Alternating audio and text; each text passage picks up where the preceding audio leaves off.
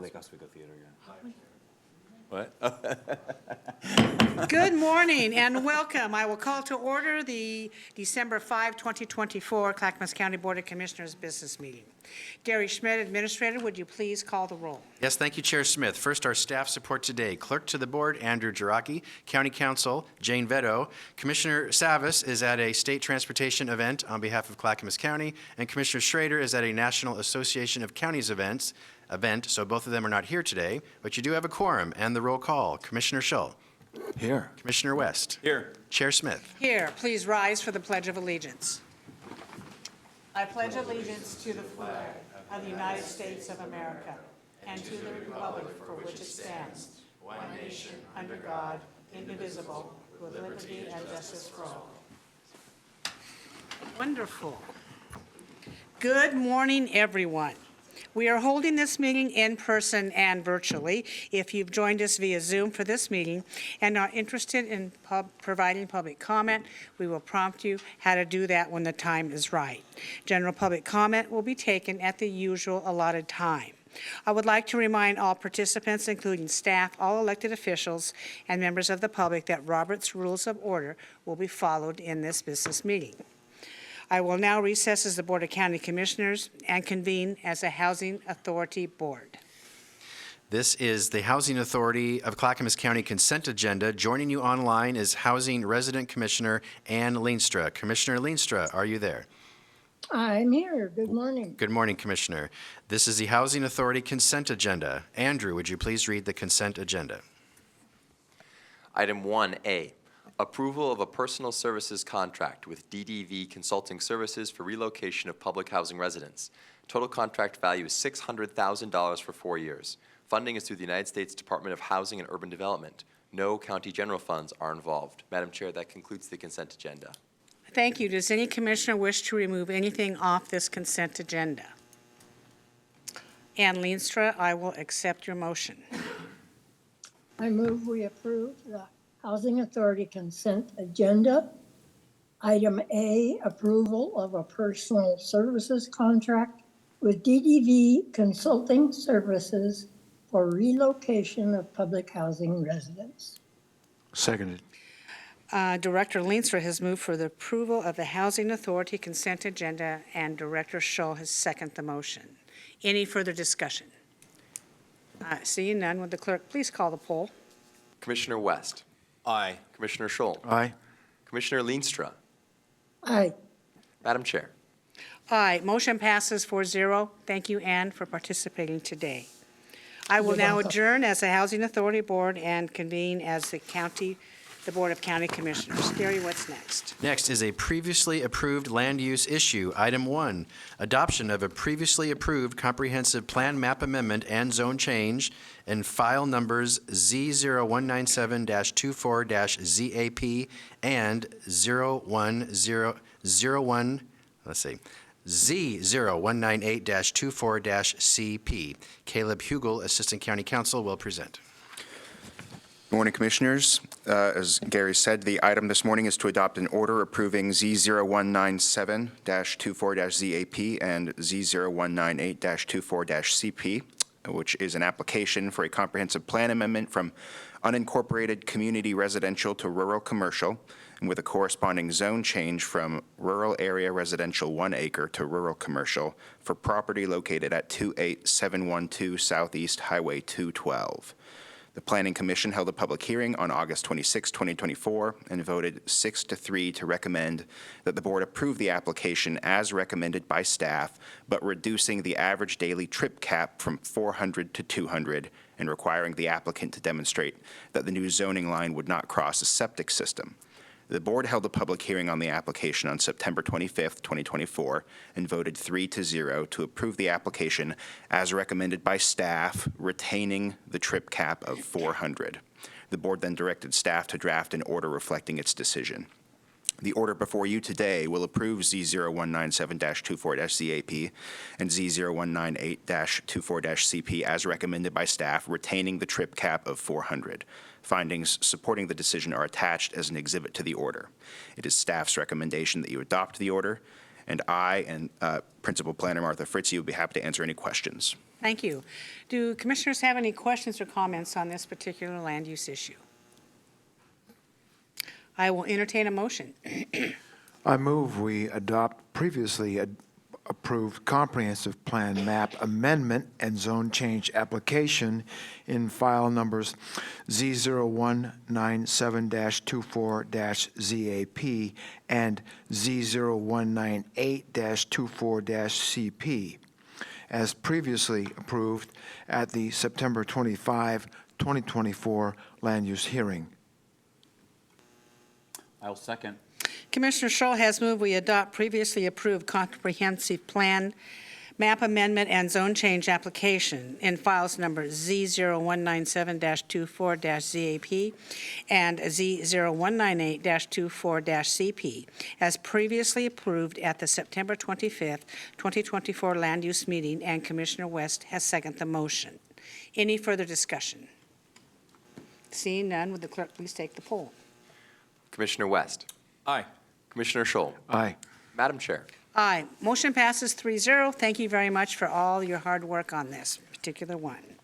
Gary, what's next? Next is a public hearing. Item 1, first reading of ordinance 05-2024, an ordinance amending Clackamas County Code, Chapter 6.06, Park Rules.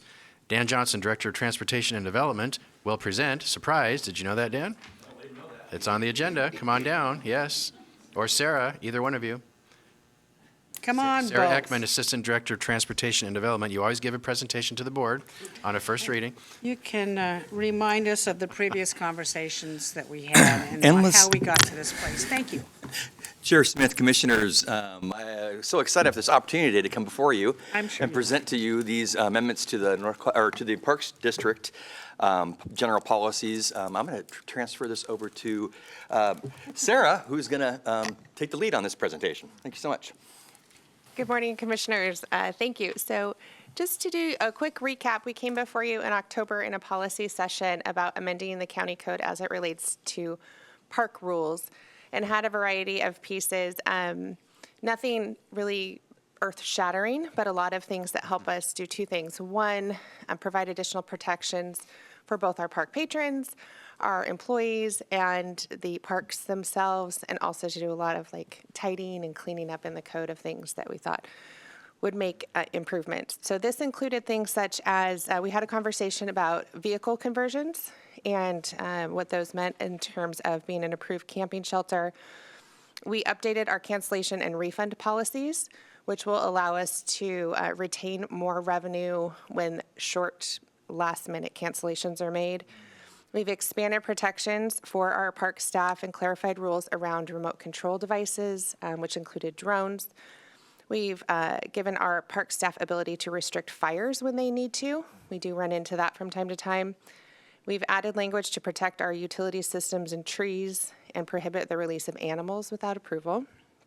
We've clarified who can authorize certain park activities, consolidated violations specific to camping, put in place some language around reducing light pollution. We've had some issues in parks with campers having very bright lights that disrupt their neighbors in the parks.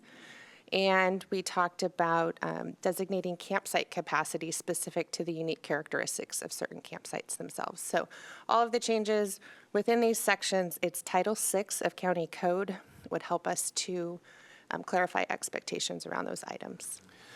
Last but not least, all the amendments proposed before you today have gone through our advisory committee and have been approved for your consideration. Sarah would be happy to answer any questions you might have. Thank you. Commissioners, we are currently in a public hearing. Commissioner West, do you have comments? Yeah, I would just want to thank you, Ms. Ekman, for the timely response to the questions and concerns I brought up last time we discussed this. You got back to me by the end of the month, and I appreciate that. I guess I don't totally agree with all of these rules. I think I already have the record about how we allow camping in somebody's truck or private vehicle or those types of things. We want to, I guess the reason for that rule was given is that we don't want to have rest stop vibes within the campsites. I don't think that's real concern, but I know when I was in my 20s and I was on a limited budget and would have the bare minimum to go out and enjoy parks and the outdoors, sometimes I would sleep in the back of a truck or I would sleep in the back seat or and then get up and go enjoy the day. And I think a lot of people on limited means do that. I don't think it necessarily you're going to have a bunch of truck stop type vibes there. I'm going to support the rules going forward, but overall, I think it would be, maybe if we look at this again, like I would support maybe not so much being focused on those vibes and limiting that. But that's my thoughts when we talked about this, and thank you for your thoughtful response. But overall, I think these are reasonable and good changes. Thank you. Any more comments from commissioners? Yeah, I'd just like to say thank you to the advisory committee and the Clackamas County Parks staff. They've done a lot of work on this. They're always working to update, improve our county parks. They're doing a great job. And so I support the changes in Chapter 6.06. Thank you. Thank you. I support it as well. I do agree with Commissioner West. I don't think that's an issue. And if it is, how are you going to monitor it? We do have staff out in the parks who help us. We have a variety of people who help us keep eye on what's going on in the parks. And some of those are hosts that come in, some are our caretakers, some are staff. And so we hear your input, and we'll continue to keep an eye on, what we're seeing there. And we do work to continuously improve operations so that we can support the community in the best way we can. Is your staff that monitors the parks seasonal? We do use a high number of seasonals. Our full-time staff are very limited, and so in the high season, we do use a lot of seasonals, yes.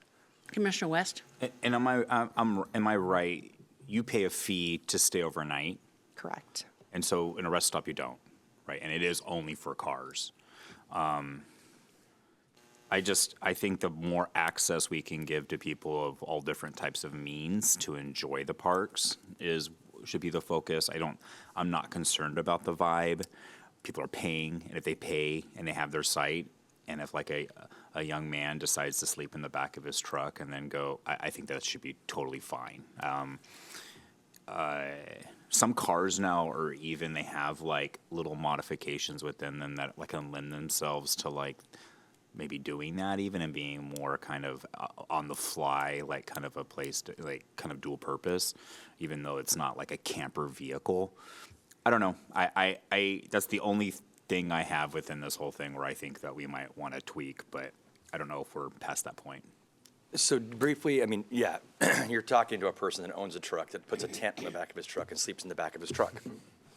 Yeah. And I think the discussion and the concern you're having are, these rules and these adjustments provide us kind of a line in the sand, but there's flexibility within that. And I think that's a discussion we have to have with our operational staff, and kind of what the true intent is in operating or occupying a certain area, a certain vehicle in a certain way. And we can talk to them about that. I don't know if you know this too, like when I go hunting, and we're not hunting in our parks, just to be clear. Thank but you. When you go We hunting, you appreciate often pull over on the side of the road, you're getting up before dark, you're sleeping in your truck, and you're rolling out ready to go. That's the same type of guy or gal that's going to do that maybe in our own parks, and they're just going to, I don't know. The rule just doesn't make total sense to me, so. Yeah. Thank you for that. I will now open this portion of the public hearing for testimony, for public comment on this particular issue only. Is there anyone in the room who would like to testify on this particular parks ordinance? I don't see anyone. Andrew, is there anyone online? Madam Chair, I've received no advanced registrations to speak to this specific issue, but if you are attending the meeting virtually and you would like to speak for the public comment on this specific ordinance, I'll now ask you to raise your hand, and I will call on you in the order that I see.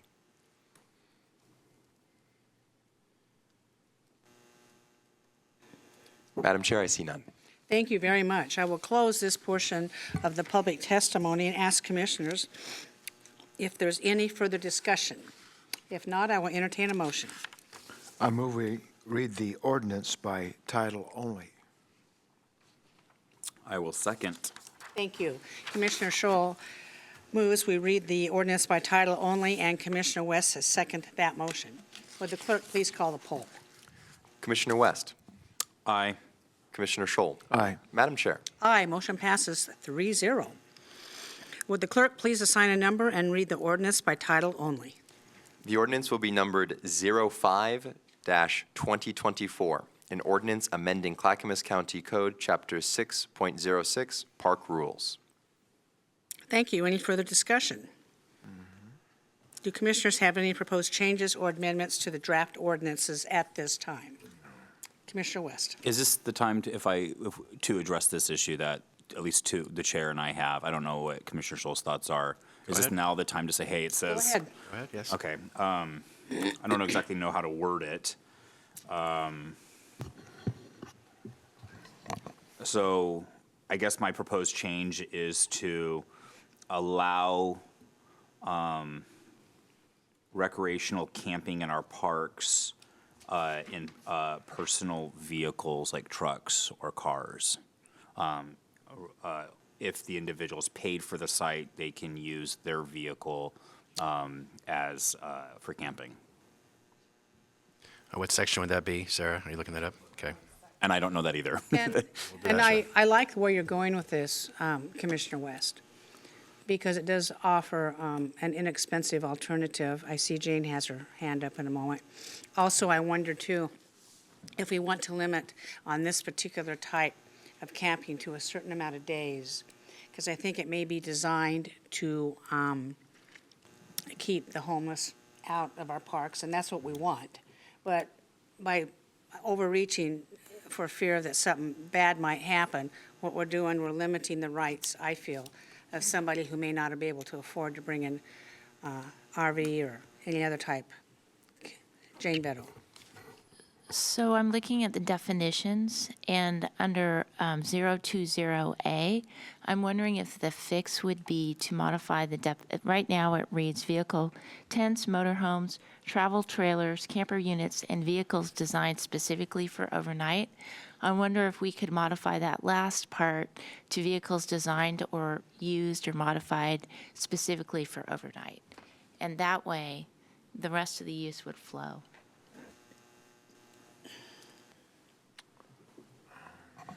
We're looking at that same section. So Jane, are you suggesting on the second line of 020A, where "and vehicles" has been inserted, modifying the verbiage immediately following that? Exactly. Okay. To expand Just it. for the sake of the board and our individuals who are listening, we're looking at section 606020 definitions under A, approved camping shelter, okay, and the desire to expand that. Because there's a clarification that says "and vehicles designed specifically." What was, I'm sorry, Chair, Council, can you? Repeat that, Jane, loudly, please? So right now it reads, "and vehicles designed specifically." We could modify that a little bit to say something like, "and vehicles designed or used specifically for overnight." And that way you don't have someone who's living there, but they're using it for overnight. Oh, I have a question. Yeah, go ahead.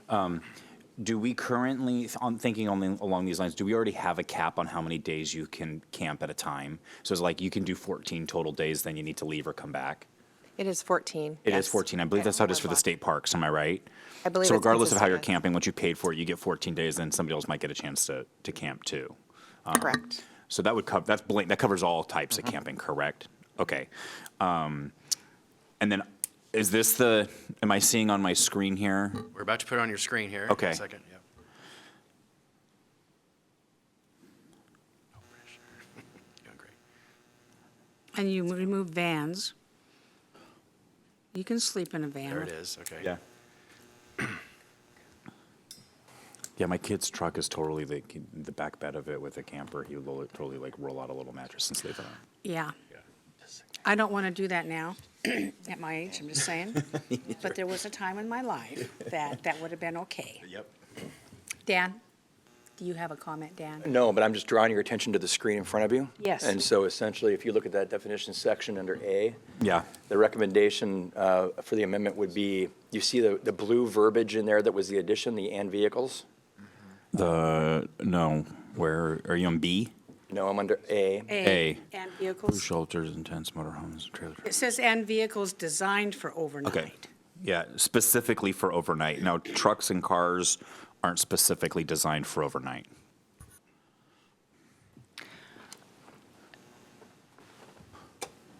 Jane? And So one of my staff just made a suggestion about saying, or other vehicle as approved by a park employee.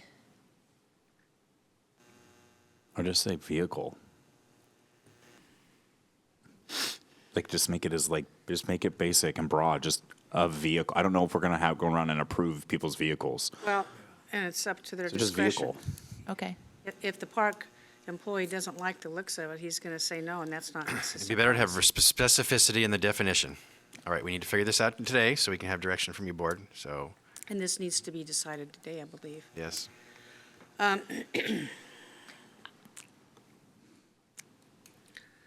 You can say personal vehicles. Just How say about- personal, and personal vehicles. And vehicles designed specifically for overnight. And we want to call out pickup trucks, I think if you cars. if you were to say something like vehicles designed or used specifically, What was that, Jane? designed or used. Okay. And repeat that, Ben. Designed or used specifically for overnight outdoor camping such as Class A, B, C vehicles, towables, and truck campers. Those are just examples, right? And what is the change? You're just designed and used. So we could say personal vehicles designed and used. Or used. Designed or used. Yeah. Okay, yeah, put- Personal vehicles designed or used specifically for overnight outdoor camping such as blah, blah, blah. That's fine with me. Yep. That's a motion and it's been seconded. Can we put the language on there just really quick to make sure we see it, right? I don't, are you able to, can you type into that? You don't need a motion, you're just giving direction to staff that we'll Okay. put into the next iteration of this for your second reading. Is that clear? Okay. Crystal. Good. Chair, can I please have either Commissioner West or council repeat verbatim the language that I added? Yes, You want me to do it? yes, please. Okay, so is this a motion or am I just giving the language? Just saying it. So 6.06.020 definitions, A should read, approved camping shelter means ground tents, vehicle tents, motor homes, travel trailers, camper units, and personal vehicles designed or used specifically for overnight outdoor camping such as Class A, B, or C vehicles, towables, and truck campers. Clear as mud? Cool. Good. Type it into that document right now. Any other comments from commissioners? The second reading will be Thursday, December 19, 2024, at the board's regularly scheduled business meeting at 10 a.m. Thank you very much. Thank you. And we will include these edits in that version for the second reading. Great. Gary? All right. Thank you. Next is another public hearing, item 2, boundary annexation 2024-003, annexation to Clackamas County Service District Number 1 of territory located at 16400 Southeast Hagen Road, Happy Valley, Oregon 97086. Hong Nguyen, Assistant County Counsel, will present. Hello. Thank you for having me again this morning. Today is another boundary change matter into Clackamas County Service District Number 1 of a piece of property in Happy Valley. It's a single-family home. They were on septic, and now they want to be on public sanitary sewer system. It's on South Hagen Road. It's close to 2.5 acres. Current tax assessed value is a little over $421,000. The district has a long-term agreement with the city to provide these services to areas inside the city. And it's all the areas surrounding this house is already on public sanitary sewer system, and there's a main line on South Hagen Road that the property connects to. So in your packet is our staff report that we've analyzed for you against criteria and statutory requirements that you, as the governing body of this county, have the responsibility to review and analyze. So pursuant to our staff report, we are recommending that you approve this boundary change. There is no cost to the county for your approval, and I will, and that's the end of my presentation. Do you have any questions? Thank you. Commissioner Shaw? Yes, good morning. Does a homeowner, will it be required to remove the existing septic tank Yes. in this process? They have to officially close it down. Okay. What process is required, I don't know, but Okay. it will be closed down. Thank you. I will now open the meeting for public testimony, and I will take in-person testimony first on this particular land use situation. Anybody in the room? Don't see anybody. Andrew, anyone online? Madam Chair, I've received no advance registrations to speak to this matter specifically, but if you are attending the meeting virtually and would like to speak to this matter specifically, I'll now ask you to raise your hand, and I'll call on you in the order that I see.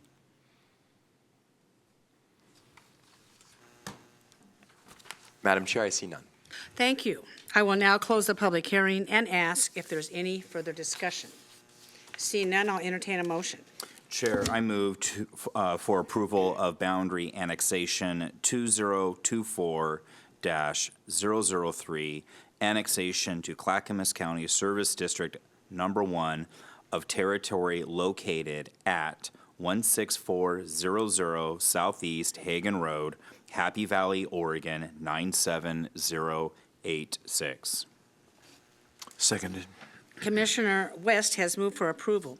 Boundary annexation 2024-003, annexation to Clackamas County Service District Number 1 of territory located at 16400 Southeast Hagen Road, Happy Valley, Oregon 97086, and Commissioner Shull has seconded the motion.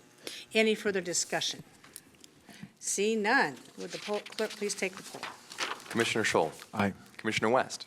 Aye. Madam Chair. Aye, motion passes 3-0. Thank you very much for coming Thank forward. you. We'll be back. Okay. Gary, what's up next? Next is the consent agenda. Andrew, would you please read the consent agenda? Consent agenda, item 4A, elected officials, approval of previous business meeting minutes for the Board of County Commissioners.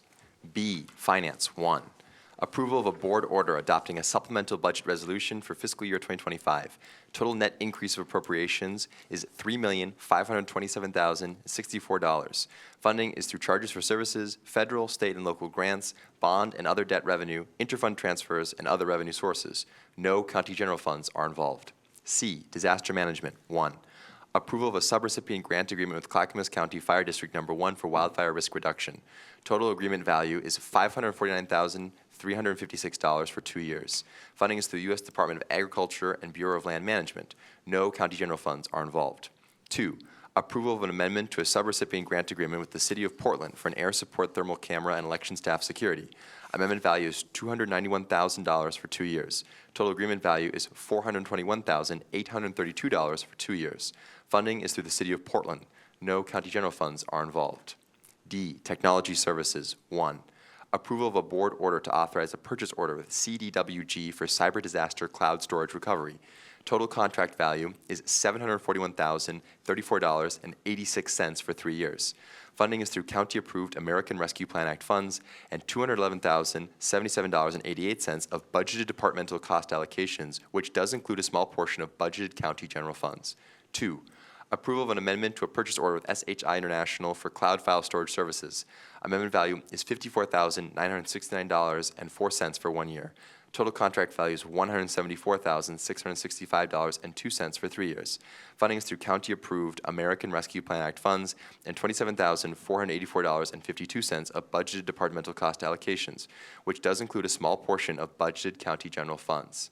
3, approval of a board order to authorize a purchase order to SHI International for authentication systems and enhanced customer support. Total contract value is $258,195.13 for 2 years. Funding is through county-approved American Rescue Plan Act funds and $186,225.17 of budgeted departmental cost allocations, which does include a small portion of budgeted county general funds. 4, approval of a contract with North Sky Communications for broadband expansion in the Marmot Road project area. Total contract value is $2,491,900 for 2 years. Funding is through county-approved American Rescue Plan Act funds. No county general funds are involved. E, Health, Housing, and Human Services, 1, approval of an intergovernmental agreement with Washington County for the Get Trained to Help Regional Collaborative. Total agreement value is $15,500 for 30 months. Funding is through the Oregon Health Plan. No county general funds are involved. 2, approval of an amendment to a subrecipient agreement with TriMet for statewide transportation improvement funds. Amendment value is $170,726 for 7 months. Total agreement value is $5,865,569 for 2 years. Funding is through statewide transportation improvement funds. No county general funds are involved. 3, approval of a provider agreement with Care Oregon to designate Clackamas County as a services provider for the 1115 Medicaid Demonstration Waiver Program. Total agreement value is $75,000 for 1 year. Funding is through fee-for-service reimbursement from the United States Centers for Medicare and Medicaid Services. No county general funds are involved. 4, approval of a revenue grant from Trillium Community Health Plan for housing services under the 1115 Medicaid Demonstration Waiver activities. Total grant value is $243,532.66 for 3 years. Funding is through the United States Centers for Medicare and Medicaid Services. No county general funds are involved. F, Transportation and Development. 1, approval of a contract with Grade Works Excavating for the Loria Avenue Drainage Improvement Project in Oak Lodge. Total contract value is $361,628 for 1 year. Funding is through county road funds. No county general funds are involved. Madam Chair, that concludes the consent agenda. Thank you. Does any commissioner wish to remove an item off of this particular consent agenda? Seeing none, I'll accept a motion. Chair, I move to approve the consent agenda as read. Seconded. Commissioner West has moved for the approval of the consent agenda, and Commissioner Scholl has seconded the motion. Further discussion? Seeing none, I'll call the poll. Commissioner Scholl. Aye. Commissioner West. Aye. Madam Chair. Aye, motion passes 3-0. I will now recess as the Board of County Commissioners and convene as the North Clackamas Parks and Recreation District Board of Directors. Gary. This is the consent agenda for the North Clackamas Parks and Recreation District. Andrew, would you please read the consent agenda? 5, A, approval of a goods and services contract with HMS Commercial Service for HVAC equipment and maintenance. Total contract value is $313,002 for 3 years. Funding is through the North Clackamas Parks and Recreation District General Fund.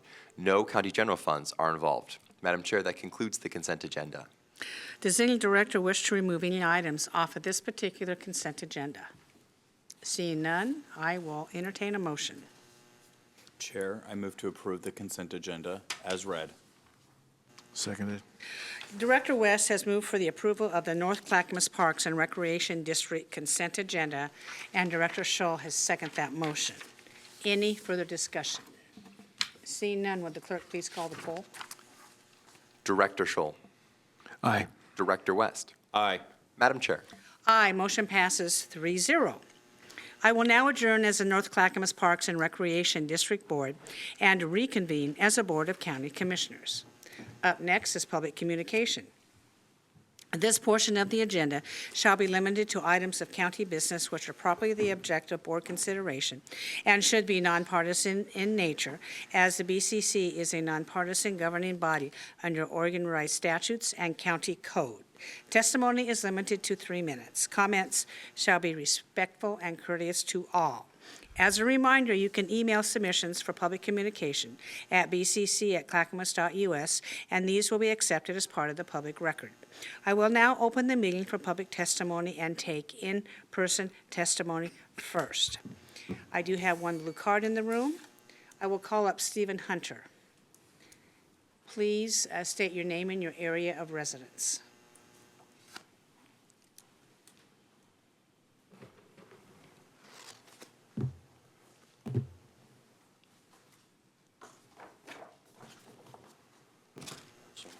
Some goodies. Put the single page on top. I would appreciate it. Yes, thank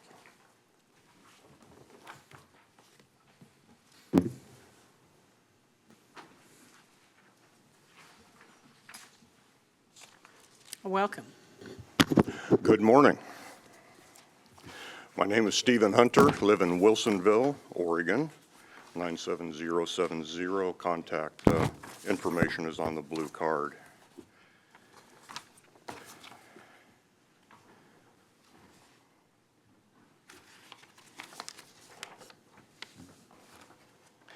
Madam Chair, Yes. Commissioners, I am Stephen Hunter. Today, I have 2 pressing matters of equal importance, neither of which can be covered in 3 minutes. I'll give you a little bit longer if you'd like. I'm sorry, ma'am? You can have a little longer if you like. Well, there's nobody else in the room. I'm just making that clear. Yeah, I don't want to. I mean, we do not have people rushing the dais to comment today. All righty? Okay, two different topics, but they are associated in certain ways.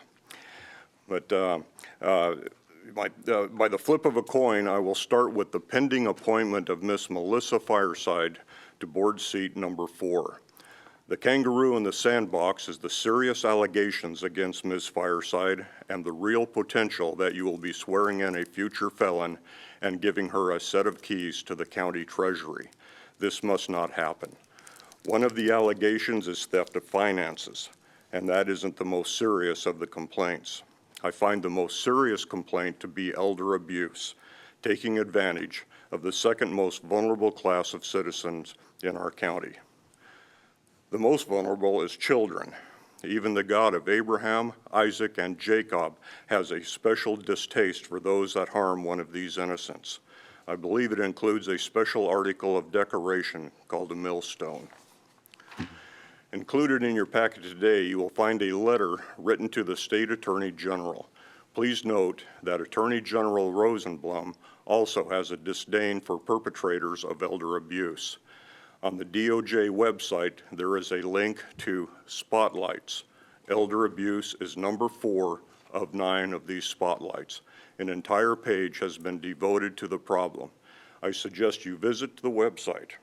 Attorney General Rosenblum established an elder abuse unit in 2016 to combat the growing epidemic and hold perpetrators accountable. Those are her words, not mine. A special prosecutor was assigned and mandatory reporting established. If you allow Ms. Fireside to take office in Clackamas County, you will be countering all the progress and promises of the Attorney General. You will betray every victim of elder abuse in the state of Oregon. You will make a mockery of law and justice. You may justify your actions by claiming that these are only allegations. Nothing is fact. May I remind you, our own district attorney recused himself after seeing the facts that are not made public yet.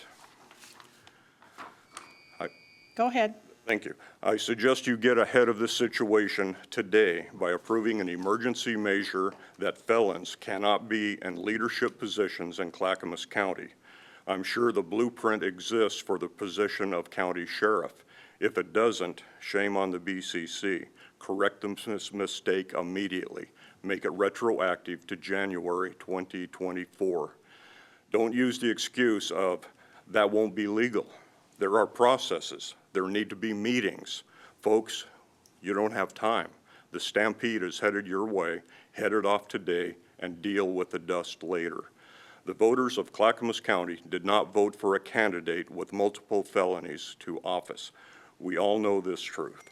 The candidate also is in arrears with property taxes per Oregon Live reporting.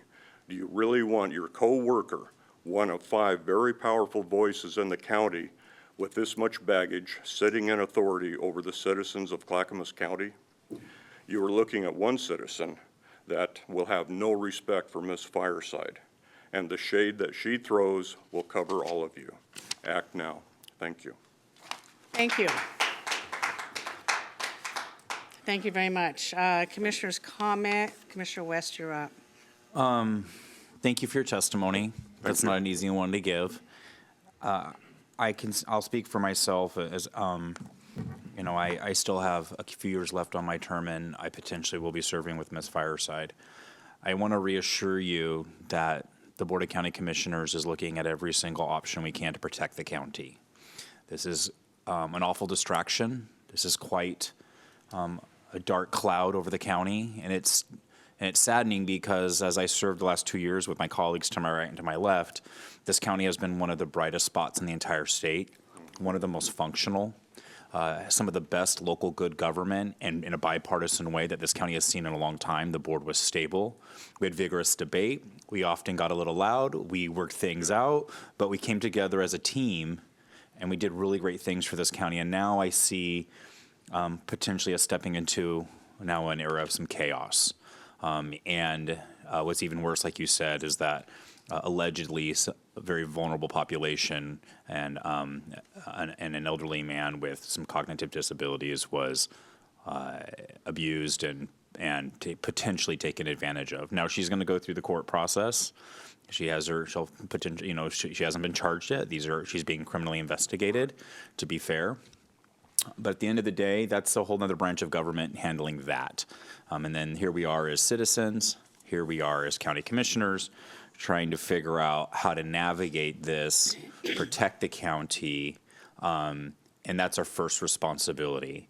And I will at least vow as someone that will continue to sit on this board to try to overturn every single stone, to do everything right, to be as ethical as possible, to protect the county, its integrity, moving forward. We are really trying to think outside the box, but make sure that we are respecting the rule of law as we do it. I can't speak for Commissioner Schrader, Chair-elect Craig Roberts, or Commissioner Savas. I do hope that Commissioner-elect Fireside makes the decision to update at least what's going on with this investigation, to be transparent with the voters who did not have the opportunity to know about this. I think voters have a right to know who knew what and when they knew it. And is this a lie by omission? And how would this very important information actually impacted the race if it was known? And I think this is fair questions to ask and to be persistent in. And I encourage you to continue to share your thoughts and concerns. I hope that every resident in Clackamas County that cares about this does that. Our emails are public. You come testify on a Thursday meeting. We have every right to listen to you and your concerns. I say this over and over again, regardless of your party, we work for you. If you're listening out there, and we don't always agree, we still work for you and trying to get good work done, but this is going to make it really hard. Yes. And I just want to thank you this is not an easy thing to talk about, and it's unfortunate that we're having to, so please continue to plug in and to stay connected to us on it. Thank you. Commissioner Scholl?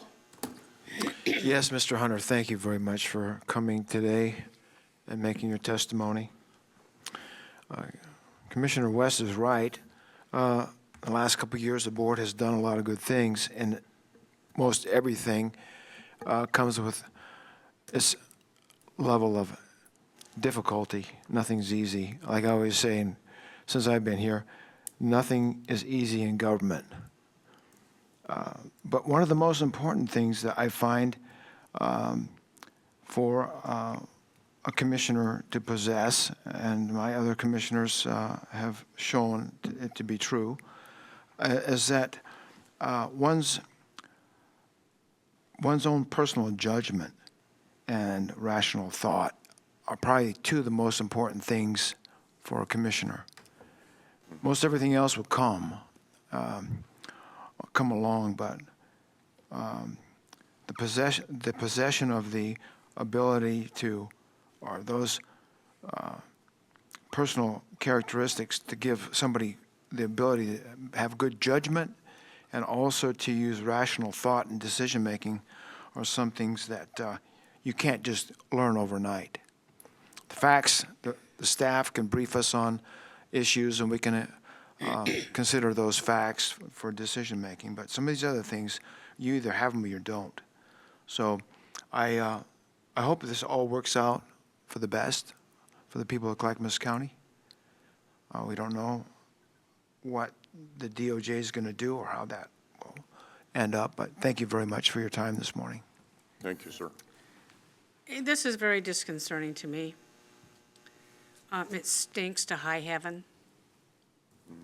And I'm being kind.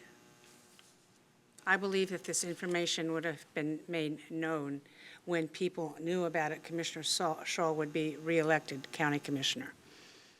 But there are those who use the process to circumvent the will of the voters, influence them into believing something that wasn't true, that this woman was honorable and wonderful.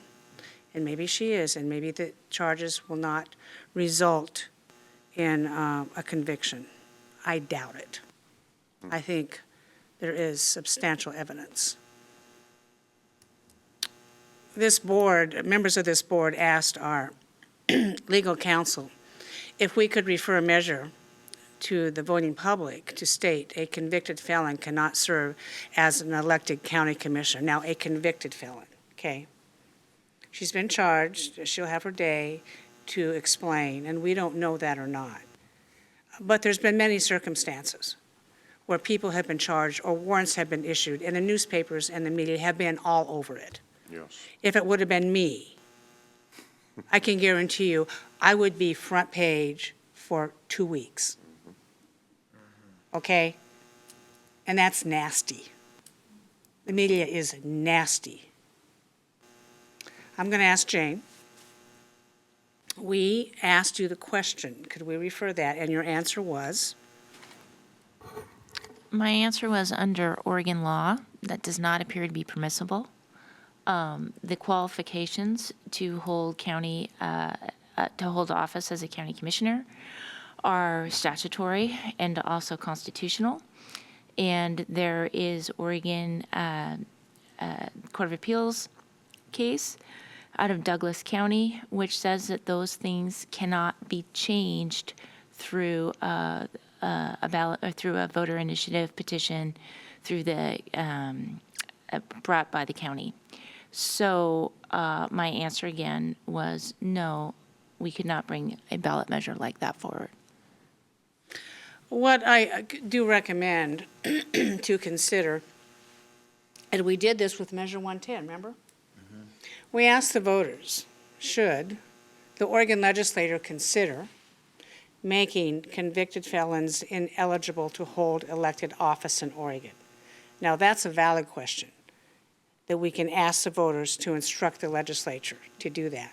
And I would like this board to consider that before our term ends. I think that's very valid. I think it brings light to the situation in Oregon that I think most people who vote or even don't vote are appalled at the fact that a convicted felon can be your elected representatives to what, uphold the law? To what, balance your budget after they steal money? I think that there's something to that. We could ask the voters to consider a measure that says, should the Oregon legislature make it illegal for a convicted felon to hold public office in the state of Oregon? Thank you very much. I concur with your statements, Madam Chair, if you would allow a question to council. Yeah, she can't give you legal advice, but you can ask me. No, I know. Why don't you ask me? I'm simply curious, can a county sheriff be a felon and maintain the office of the highest law enforcement position in the county? I have not looked into the qualifications of sheriffs, so I cannot answer that question. Yeah, Ben? It's my understanding, though, that the sheriff does have to be able to be certified, and they have to be able to be like a licensed officer. Correct. So if you can't actually, so it's a little bit different with that. So if you can't actually get the state certification to be a police officer, then that is a qualification when you run for sheriff. And there are specific qualifications that are a different bar and standard than like if you were sitting on this dais, is my understanding.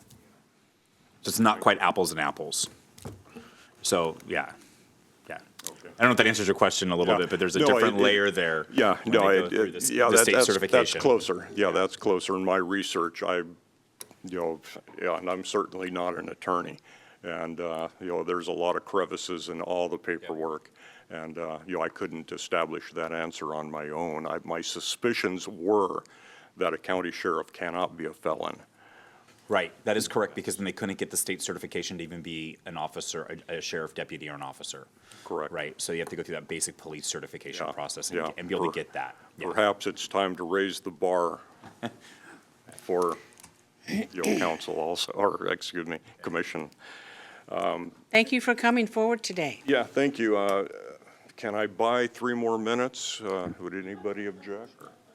I don't think there's anybody else in the room. I have time. Oh, If you guys object, I mean. oh, I see, you want more. Yes, my second topic, if I may, and I can do this in less than 3 minutes, and it pertains to the larger packet that that I had handed out to you. Go ahead. Okay, thank you. The second topic is Clackamas County elections and why general election 2024 must not be certified. You have been handed an article by Jeff Eager, an attorney in Bend, Oregon, that authors a Substack titled Oregon Roundup. In his December 4th article, Mr. Eager writes about the strange out-of-state influence by NGOs and dark money organizations. The article explains in part the contact and influence over the Oregon governor and Oregon's voter registration system, so much so that an emergency virtual meeting was called on Saturday, September 14th, to include key players of the governor's office, Secretary of State, the DMV, and ODOT. Some contacts are redacted from the document obtained by the Freedom of Information Act. The purpose of the meeting was to be briefed by an out-of-state NGO after the national news broke that Oregon had registered illegal voters. This Chicago-based left-wing dark money nonprofit reportedly was the first to alert Oregon to the voter registration scandal. To complicate matters even more, I will name groups involved in Oregon's registration system that include DMV registration, House Bill 2499, and Measure 110, including ranked choice voting. These are in no particular order: Center for Secure and Modern Elections, New Venture Fund, Arabella Advisors in Washington, D.C., and Institute for Responsive Government. You are probably, as I was when I first read the article, confused. I'll let you build your own flow chart to figure out this mess. As the author states in his investigation, just why the Institute for Responsive Government knew Oregon had registered non-citizens to vote before Oregon did is unclear. My summation at this point is, first and foremost, this election cannot be certified. There is too much out-of-state influence in Oregon's election registrations. From my own observations, registrations equal ballots. Ballots equal votes. At this point, there is no assurance that many registrations are fraudulent, thus many votes are fraudulent, which means real voters are disenfranchised. Oregon's voting system is seriously flawed. To begin the repair, step one is do not certify this election. Step two is clean the voter rolls. Only valid identification can be used to register, no attestation. Step three is vote in person, on paper, with valid identification. You have heard these suggestions in the past with the USA resolution. The next vote is in May. Let's see how much progress Clackamas County can make toward the mentioned goals. Thank you. Thank you very much. Commissioner Less than 3 West. minutes. Have you, thank you for your thoughtful presentation to us, and I know it's not easy to take such a chunk of time out of your day, so thank you for that. Have you, since the clerk is an independently elected official, constitutionally elected, and she has jurisdiction over the elections process in the county, I would encourage you also maybe to share with her, and maybe you can get an appointment with her and have a face-to-face, or maybe send her an email also of your concerns. I think that it's important to continue to let people know your thoughts and how you think your local elections are playing out. So I would encourage you also to, we can always be a sounding board. It's easy to testify before us, but there's a handful of other elected officials here in the county that run other parts of the county. So I'd encourage you to make sure that your concerns are also heard with Clerk McMullen, who represents you in elections. Great, thank you. Thank you very much for coming forward today. Thank you. Have a Merry Christmas if I don't see you Merry before. Christmas. I don't see anyone else in the room in person who would like to testify. Andrew, is there anyone online who would like to testify? Madam Chair, I've received one advanced registration to speak during public comment today. If you have not registered in advance, I'll ask you to please raise your hand, and I will call on you in the order that I see. But first, I will call on the advanced registration. One, Teresa Hamilton of Damascus. If you'd still like to speak, I'll ask you to please raise your hand. I will unmute you, and you'll have 3 minutes. Teresa Hamilton, you've been unmuted. You have 3 minutes. Okay, thank you. Good morning, Chair and Commissioners.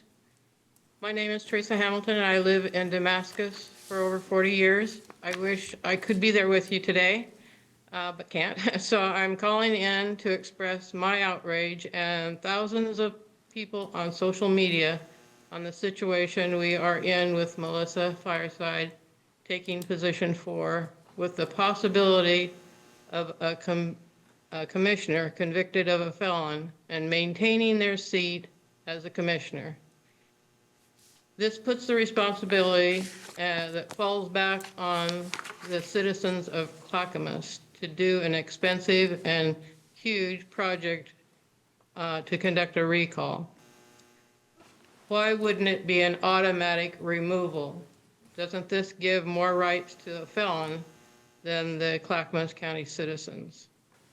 The overall outrage on social media and I is that the media intentionally kept this from the public before the election.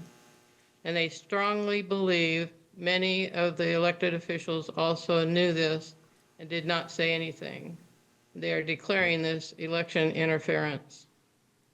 I'm sure everyone has tried to come up with a solution or whatever, and I'm sure it all has to go along with the laws, and so this may just be pie in the sky. But I feel that she should be paused, I guess, for a better word, that until she is either acquitted or convicted, that she should not take the seat, and that Commissioner Scholl, since he is an incumbent plus second on, came in second, supposedly,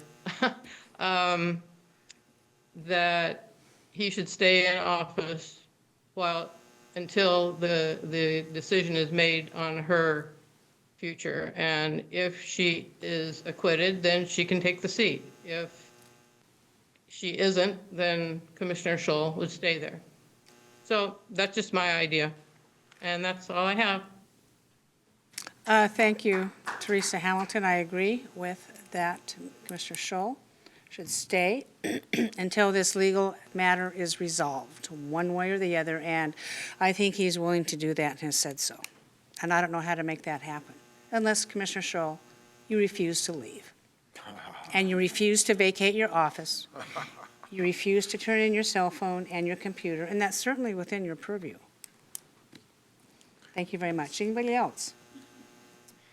Madam Chair, that concludes the advanced registrations I've received to speak today during public comment. I'll now move to those who have not advanced registered but would like to speak during public comment. I see one hand currently raised. Sean Harper, I will unmute you and you will have 3 minutes to speak.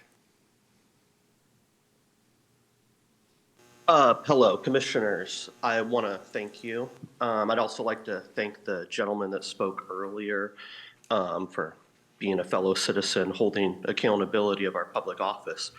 I'd like to speak to you guys about general accountability today, something that I find lacking in Clackamas County in general, especially amongst our sheriff's office.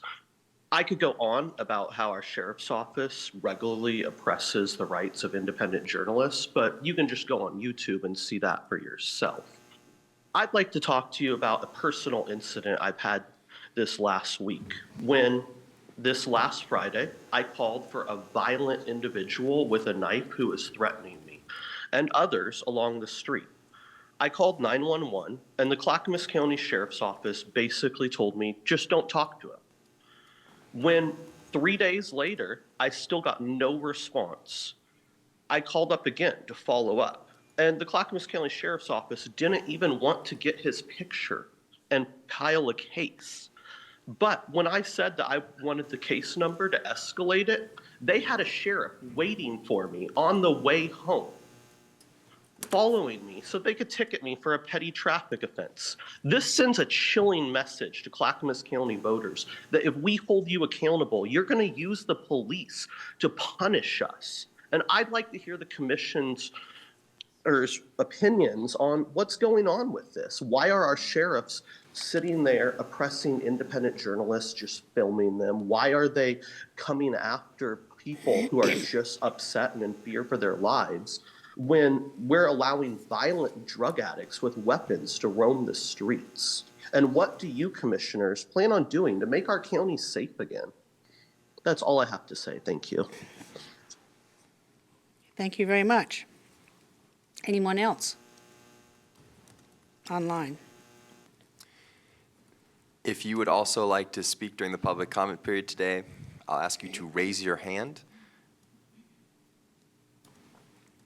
Madam Chair, I see none. Thank you very much. I will now close the public portion of this meeting, and we will move on. Gary, what's next? Next is County Administrator Update. That's me. I'd like to recognize our employees and our good programs here at the county. Today, I want to comment on Madrone Wall Park, which you know is one of Clackamas County's parks near Carver. It is one of the defining features of this park is a 120-foot basalt wall that bisects the property.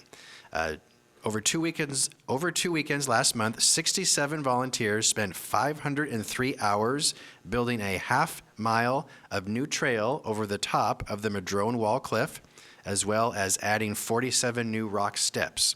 This was a coordinated effort led by our Clackamas County Parks and Forest Division of Transportation and Development, as well as the nonprofits Trail Keepers of Oregon and the Madrone Wall Preservation Committee.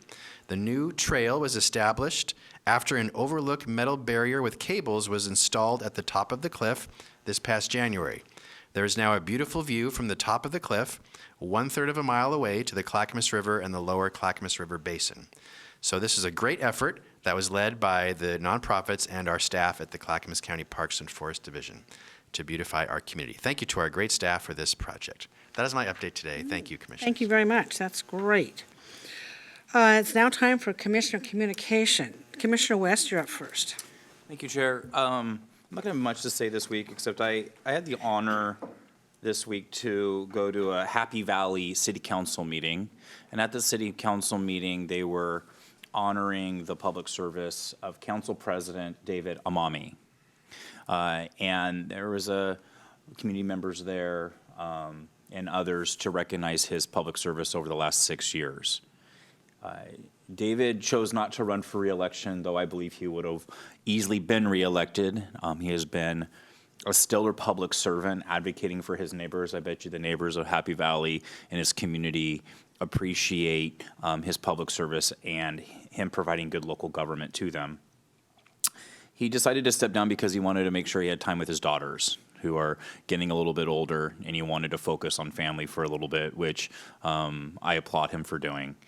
And I've heard there's an old saying in politics that if you're in politics and you want a friend, then get a dog. But David bucks that trend. He has great integrity.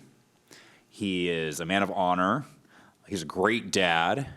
He's a dapper dresser, and is an all-around great guy. And I just want to applaud him that I know that this county has a great relationship with the city of Happy Valley, and then as a commissioner that worked with David directly on a number of issues, I found it to be trustworthy and collaborative, and really about being nonpartisan in his approach. David's one of those local electeds that has the gift of you might not know what party he even belongs to because he takes that kind of nonpartisan approach really seriously. And I think there's actually a gift to that as we all sit in a nonpartisan role. So, David, I just want to take a second from the dais here in Clackamas County to thank you for your public service. It was an honor to get to be there with Mayor McGriff and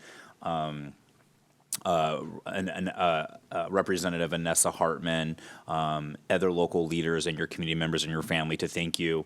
And you will be missed, and I hope that we will see you back soon, that maybe this is just a little bit of a sabbatical, and Oregon could use leaders like you moving forward. So don't stay away too long, and thank you for your service.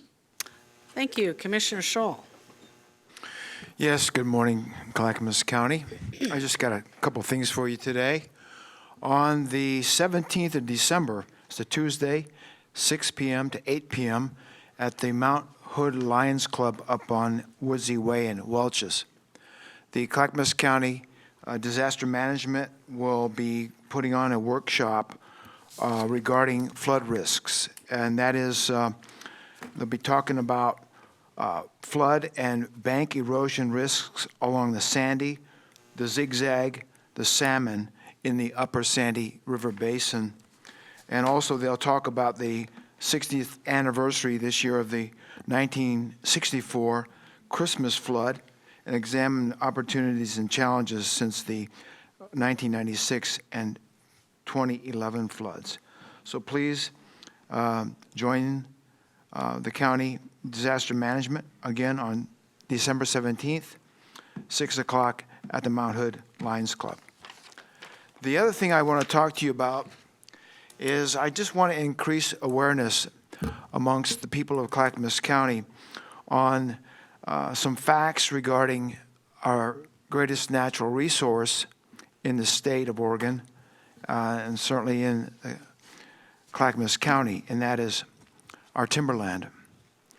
This year, almost 1.9 million acres burned in the state of Oregon.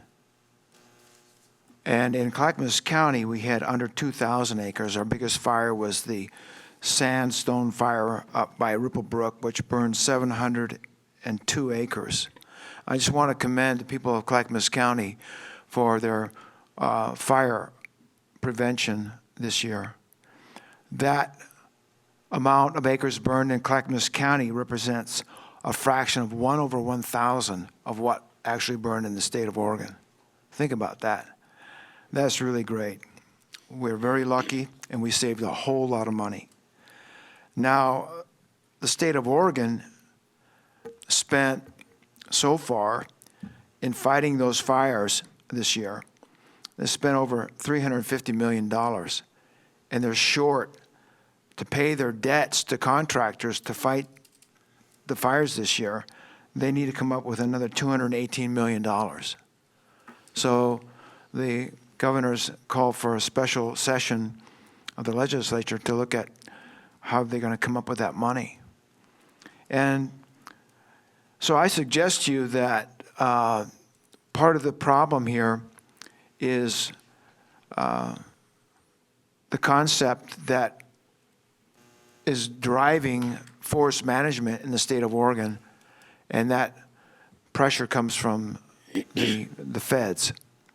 And it manifests itself in ever-increasing restrictions on harvest,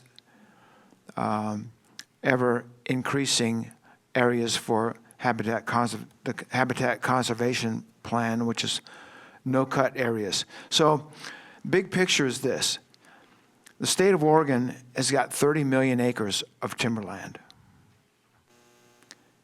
And in Clackamas County, we have approximately 750,000 acres that is made up from U.S. Forest Service, 500,000 acres in the Mount Hood National Forest, 95,000 acres managed by Bureau of Land Management, only 10,000 acres in the county managed by Oregon Department of Forestry.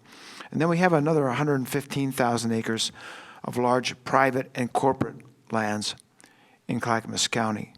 So we only have about a fraction of 1 over 40 of total forest lands in the state, in Clackamas County. But the amount of forest lands in Clackamas County equals the 745,000 acres in the state of Oregon that's managed by the Oregon Department of Forestry.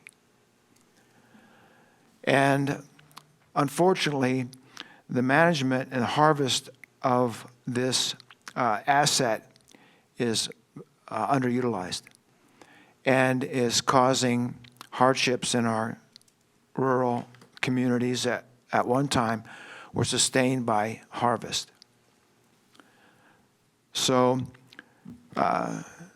every year in Oregon, those 30 million acres produce somewhere around 2.8 billion cubic feet of fiber, or that converts to about 33.6 billion board feet. And if you strip out the millions of board feet that are affected by insects millions of board feet affected by fires. We still have tens of billions of board feet potential. And if only a portion of that is harvested, our forests, in other words, we could harvest a couple 10 billion plus of board feet and still have our forests grow.